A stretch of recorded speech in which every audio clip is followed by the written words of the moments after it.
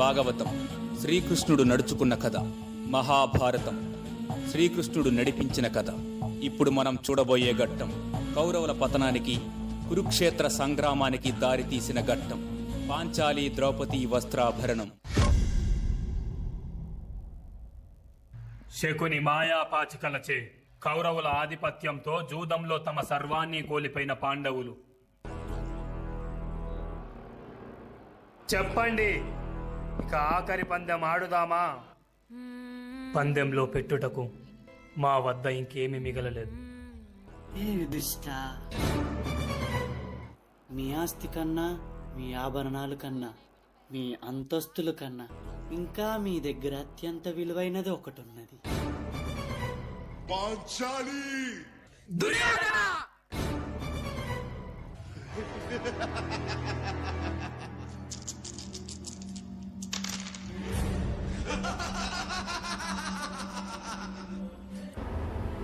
వీరా దుశ్శాసన, తక్షణమే ఆ పాంచాలి మెడను వంచి ఈ సభకు లాక్కొనిరా.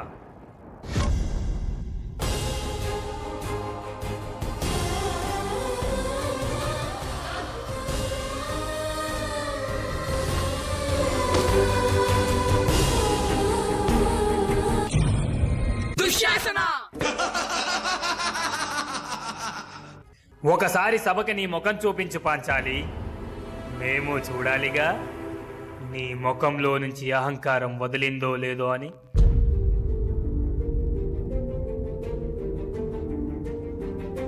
జరుగుతున్నది జగన్నాటకం,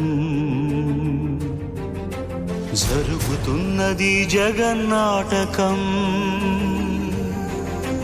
చెలియలి కట్టను తెంచుకొని విలయము విజృంభించునని, ధర్మమూలమే మరచిన జగతిని యుగాంతమెదురై ముంచునని, సత్యవ్రతునకు సాక్షాత్కరించి సృష్టి రక్షణకు చేయూతనిచ్చి నావగ త్రోవను చూపిన మత్స్యం, కాలగతిని సవరించిన సాక్ష్యం.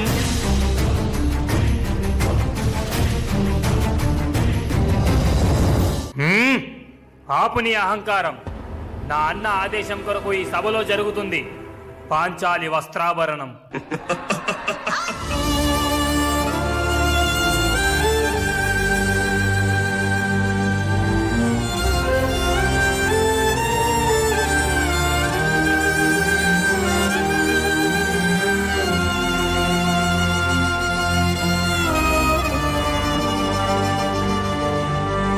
చేయదలచిన మహత్కార్యము మోయజాలని భారమైతే,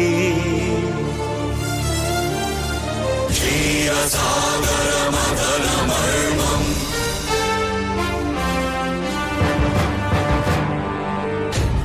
హే దుర్శాసన, మీ కౌరవుల పతనం ఇక ప్రారంభం. మీ గుండెల్లో దాగున్న రక్తంతో నా కురులను కడిగి వేస్తా. ఇదెక్కడి ధర్మం? ఒక వీరనారి జీవితం జూదానికి బలవడం. ఇదెక్కడి న్యాయం? నిండు సభలో ద్రౌపది మానం మట్టిలో కలిసిపోవడం. నా మానానికి భంగం కలగకుండా నన్ను రక్షించడానికి నా కృష్ణుడు, ఆ శ్రీకృష్ణ పరమాత్ముడు వస్తాడు.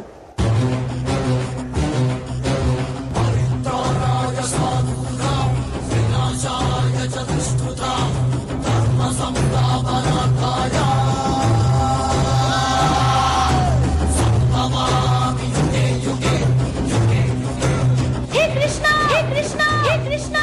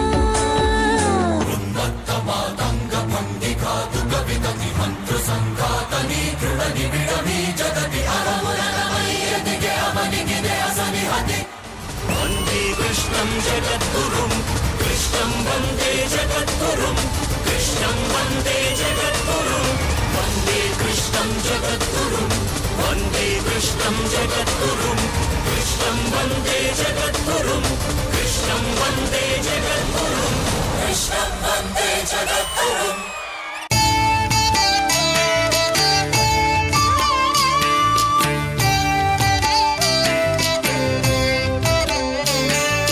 जय जनार्दना कृष्ण राधिकापते जन विमोचना कृष्ण जन्ममोचना